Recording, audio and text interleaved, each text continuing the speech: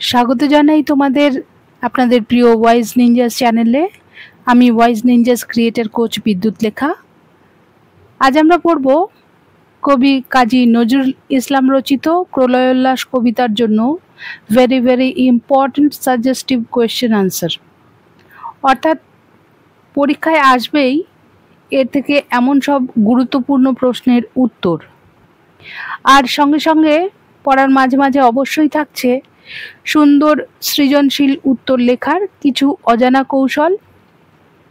সুতরাং মন দিয়ে পুরো ভিডিও দেখলে লাভবান হবে তোমরাই। চ্যানেলে ঠিক এর আগের লং ভিডিওতে প্রলয়োল্লাস কবিতার বিস্তারিত আলোচনা, কবি পরিচিতি, বিষয়বস্তু এবং এমসিকিউ দেওয়া হয়েছে, দেখে নিও ছাত্রছাত্রীরা। শেয়ার করো যারা আর্থিক কারণে আলাদা করে টিউশন নিতে পারে না অথবা এই চ্যানেলের ভিডিওতে আগ্রহী তাদের মধ্যে। Do good receive very good, তাই না? নতুন যারা চ্যানেলে যুক্ত হলেন তাদেরকে আন্তরিক ধন্যবাদ জানাই। যারা প্রথম এই ভিডিওর মাধ্যমে পরিচিত হচ্ছেন চ্যানেলের সঙ্গে তাদের অনুরোধ করছি অবশ্যই সাবস্ক্রাইব করে বেল আইকন প্রেস করে নেওয়ার জন্য, যাতে নতুন কোনো পাঠ প্রস্তুতি উপস্থাপন করা মাত্র নোটিফিকেশন পেয়ে দেখা শুরু করে দিতে পারেন। চলো তাহলে শুরু করি আজকের পড়াশোনা। আগের ক্লাসের পড়াশোনা থেকে প্রলয়োল্লাস কবিতার মূল কথা হিসেবে জেনেছি কাজী নজরুল ইসলামের প্রলয়োল্লাস কবিতা বিপ্লবের আগুনে দগ্ধ। কবি এখানে প্রলয় অর্থাৎ অন্তিম বিধ্বংস ও উল্লাস অর্থাৎ আনন্দ, এই দুয়ের এক অপূর্ব সামঞ্জস্য নির্মাণ করেছেন, যেখানে বিধ্বংসই নবজন্মের পূর্ব শর্ত। কবির ভাষা শক্তিশালী ও সজীব। প্রলয় নেশার নৃত্য পাগল, মহাকালের চণ্ডরূপ, ধূম্ররূপ ইত্যাদি শব্দবন্ধ একদিকে বারুদ ফাটার মতোই ঝাঁঝালো সুর তুলে এনেছে, অন্যদিকে সেই বিধ্বংসই প্রলয় নতুন সৃজন বেদন অর্থাৎ প্রেরণার উৎস।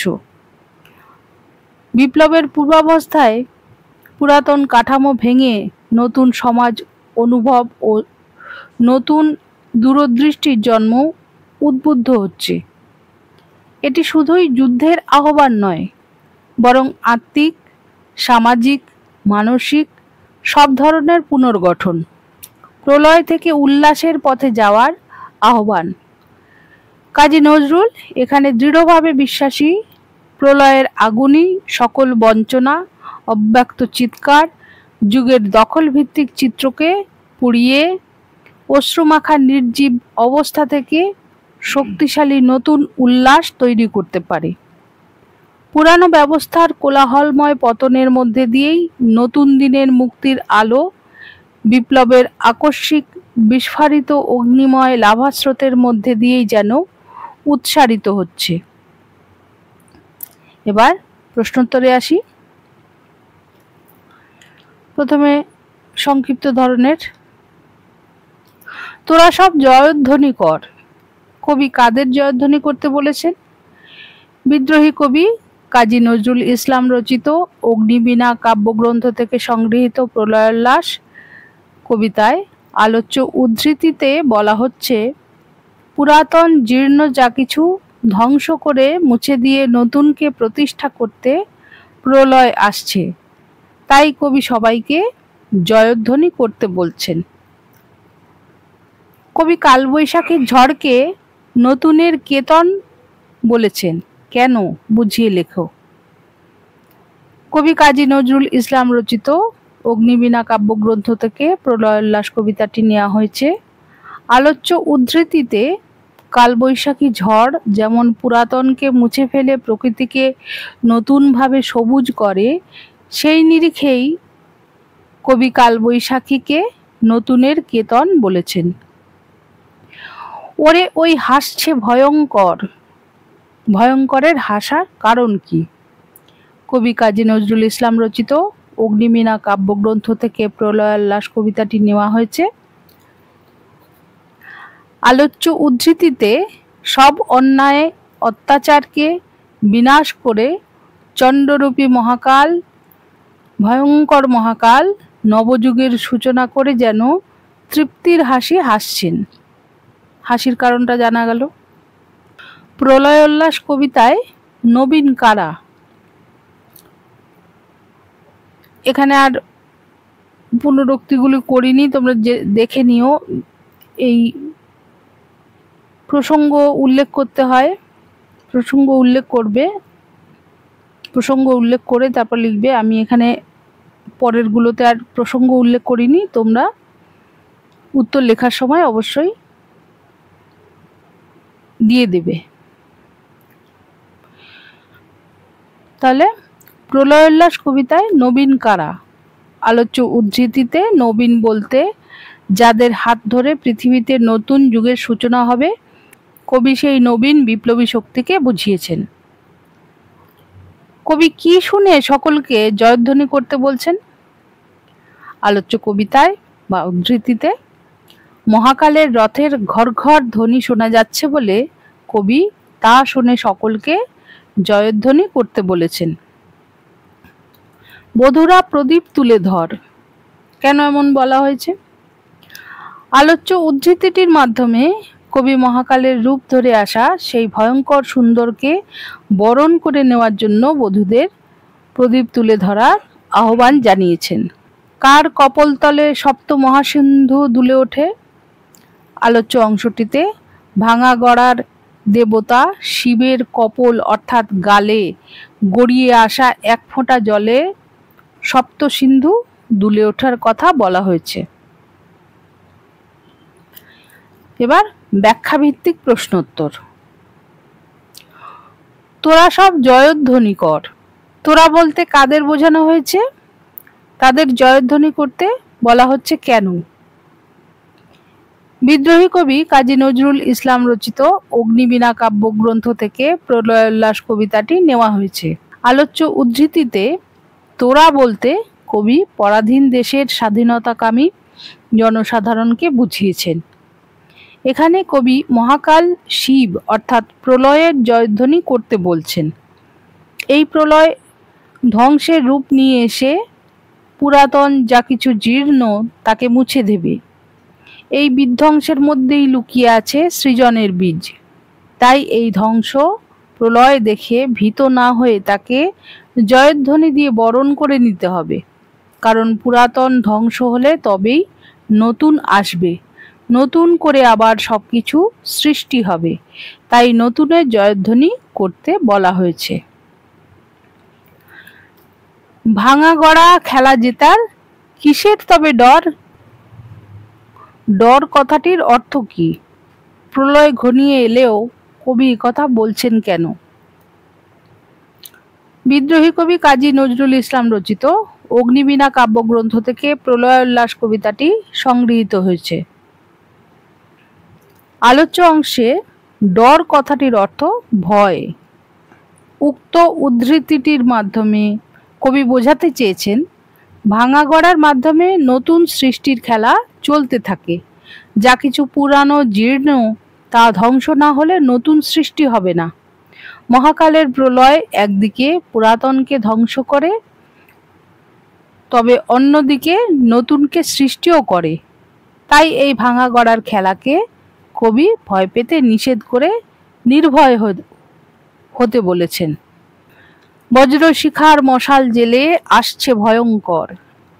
ভয়ঙ্কর বলতে কবি কি বুঝিয়েছেন? উক্তিটির তাৎপর্য লেখো। বিদ্রোহী কবি কাজী নজরুল ইসলাম রচিত অগ্নিবীণা কাব্যগ্রন্থ থেকে প্রলয়োল্লাস কবিতাটি সংকলিত হয়েছে।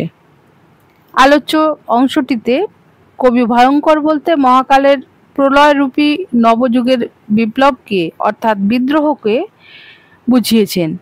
নবযুগের এই বিপ্লব যেন রুদ্ররূপী শিব নিপীড়িত মানুষকে একত্রিত করে বিপ্লবের আগুন জ্বালিয়ে তুলেছে।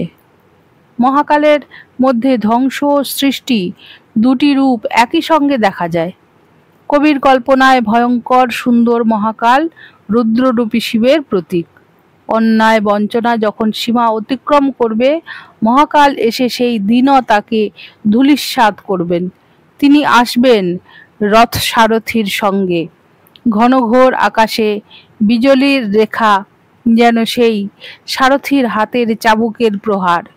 তুফান ভারী সে সময়ে শোনা যাবে ঘোড়ার তীক্ষ্ণ চিৎকার। খুরের দাপট লেগে নীল আকাশ থেকে খসে পড়বে উল্কা। দেখেছো এই শব্দটা যে ব্যবহার করলাম, তুফান ভারী আর বিজলির রেখা এখানে আন্ডারলাইন করেছি, কেন সেটা বলবো না। তুফান ভারী মানে এত ঘনঘোর তুফান, সেই সময়টা তাকে নির্দেশিত করার জন্য এই তুফান ভারী শব্দটা ব্যবহার করেছি। নজরুলের কবিতাই আছে, এ তুফান ভারী দিতে হবে পারি, নিতে হবে তরি পার। সেই শব্দবন্ধই এখানে ব্যবহার করলাম এই ঘোর সময়টাকে নির্দেশিত করার জন্য। আচ্ছা, তাহলে তুফান ভারী সেই সময়ে শোনা যাবে ঘোড়ার তীক্ষ্ণ চিৎকার। খুরের দাপট লেগে নীল আকাশ থেকে খসে পড়বে উল্কা। প্রলয় নেশায় উন্মত্ত হয়ে সেই ভয়ঙ্কর মহাকালের আগমন ঘটবে।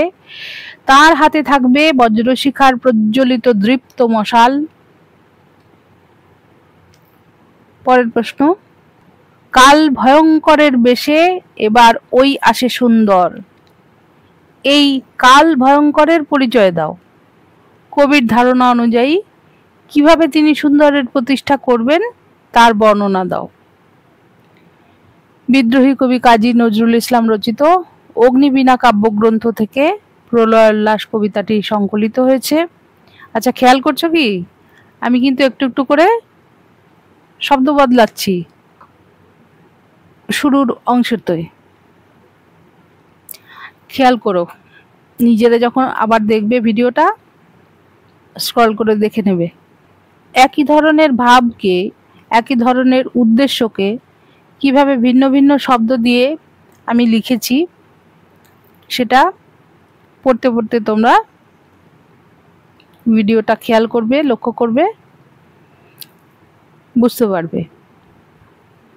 আচ্ছা, আলোচ্য অংশে বিপ্লবের পথে যে পরাধীন ভারতবাসীর মুক্তি আসবে, মনে প্রাণে কবির সে বিশ্বাস তাঁর লেখনীতে স্পষ্ট ফুটে উঠেছে। কিন্তু আধমরা অসার মুমূর্ষু জাতিকে উজ্জীবিত করতে এক মহাপ্রলয়ের প্রয়োজন। সেই প্রলয় ঘটাতে পারে একমাত্র ধূম্ররূপী বজ্ররূপী ভয়ঙ্কর মহাকাল। ভয়ঙ্কর মহাকালের প্রতীক রূপে পরোক্ষে আসলে তিনি দেশের যুবশক্তিকে বোঝাতে চেয়েছেন। কালবৈশাখীর মতো যারা প্রলয় নেশায় উন্মত্ত, চণ্ডরূপী ধূম্ররূপী মহাকালের মতো পরাধীনতার গ্লানি দূর করতে, সামাজিক অসঙ্গতি দূর করতে তাদের আগমন ঘটে।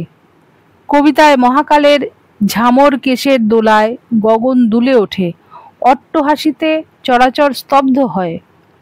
কবি এই কাল ভয়ঙ্করকে ভয় পেতে নিষেধ করছেন, কারণ মহাকালের এই ধ্বংসের মধ্যেই লুকিয়ে আছে নতুন সৃষ্টির সংকেত। দুঃখের অমানিসার পরেই আসে আশার অরুণ রাঙা ভোর। উত্তরের এই পংক্তিগুলি পড়বে, বুঝবে, তারপর লিখবে। কোথাও যদি বুঝতে অসুবিধা হয়, কোনো লাইন বুঝতে অসুবিধা হয়, আমাকে কমেন্টে অবশ্যই লিখে জানিও, আমি উত্তর দেব।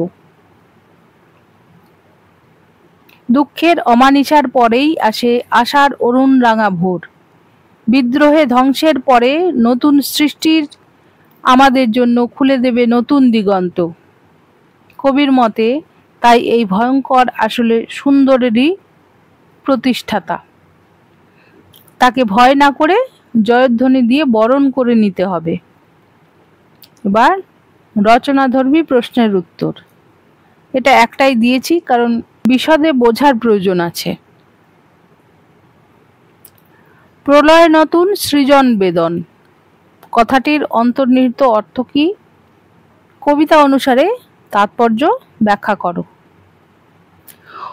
উদ্ধৃত অংশটি বিদ্রোহী কবি কাজী নজরুল ইসলাম রচিত অগ্নিবীণা কাব্যগ্রন্থ থেকে সংকলিত প্রলয়োল্লাস কবিতা থেকে নেওয়া হয়েছে। উক্ত কথাটির সরল অর্থ, প্রলয় হলো নবসৃষ্টিজনিত বেদনা। নতুন একটা কিছু সৃষ্টি হচ্ছে, তার জন্য ব্যথা। ঠিক যেমন শিশুকে জন্ম দেওয়ার সময় মাকে তীব্র যন্ত্রণা পোহাতে হয়, তেমনি তোমরা মা মাসিমা তাদের মুখে, ঠাকুমা তাদের মুখে শুনেছ গর্ভ যন্ত্রণা।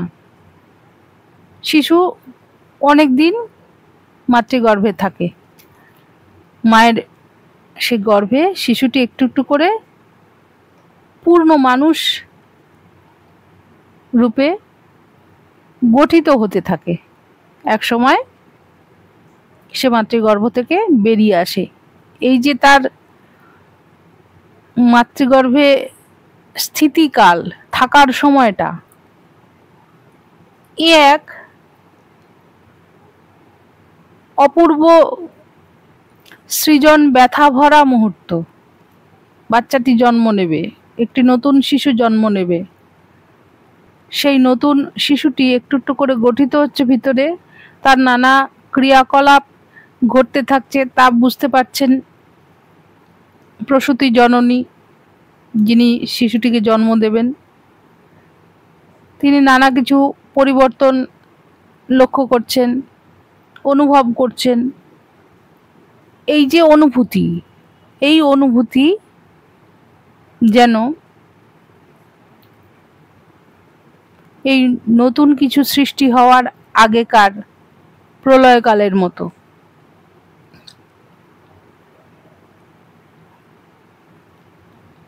তাহলে সরলার্থ হচ্ছে, প্রলয় হলো নবসৃষ্টিজনিত বেদনা। ঠিক যেমন শিশুকে জন্ম দেওয়ার সময় মাকে তীব্র যন্ত্রণা পোহাতে হয়, তেমন বিদ্রোহী কবি কাজী নজরুল ইসলাম নিপীড়িত মানুষের দুঃখ যন্ত্রণা, তাদের প্রতি অন্যায়ের প্রতিবাদ তুলে ধরেছিলেন তার অগ্নিবর্ষী অক্ষরে অক্ষরে।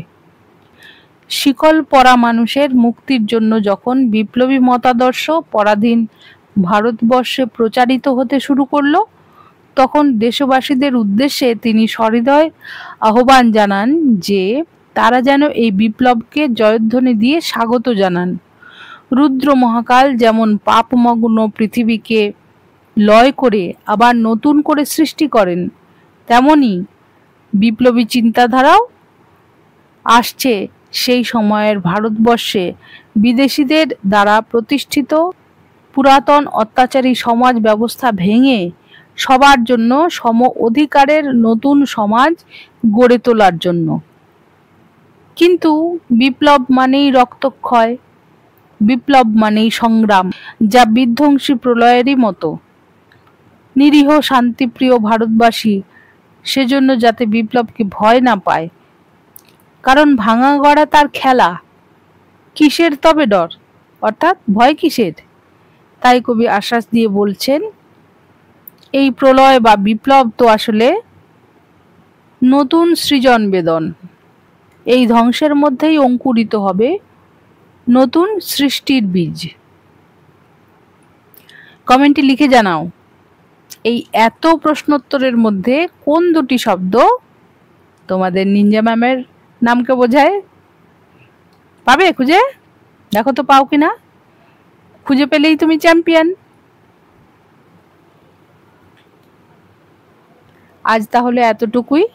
ভিডিও থেকে নোট করে নাও, বারবার শোনো, বোঝো, পড়ে বারবার লিখে অভ্যাস করো। ভিডিও লাইক করে সাবস্ক্রাইব করে আমার চ্যানেলকেও বড় হতে সহায়তা করো। আর অবশ্যই কমেন্টের মাধ্যমে মতামত জানাও। দেখা হচ্ছে পরের ভিডিওতে অন্য কোনো সহজ পাঠ নিয়ে। কমেন্ট করে অবশ্যই জানাবে আমার ভিডিও তোমাদের কেমন লাগছে। ভালো থেকো, ভালো থাকুন সবাই।